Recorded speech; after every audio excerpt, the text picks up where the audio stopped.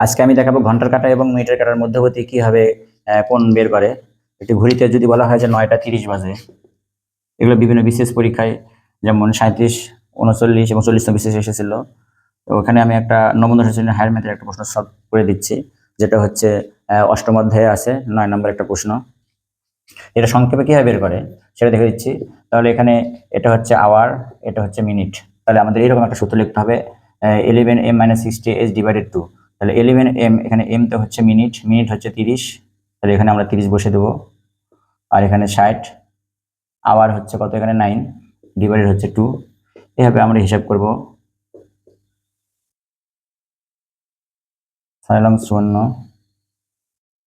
এখানে পরমান এই বিয়োগটা করলে হচ্ছে এখানে হচ্ছে 210 ডিগ্রি ডিভাইডেড 2, তাহলে 105 ডিগ্রি।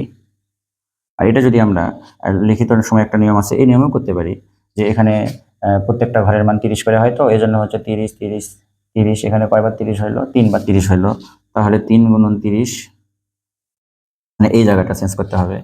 আর হচ্ছে মিনিটের কত গিয়েছে, মিনিটের সাথে গুণ দিতে হবে হাফ, তাহলে এখানে দিতে হবে হাফের সাথে গুণ দিতে হবে এখানে মিনিট, কত মিনিট, 30 মিনিট এরকম।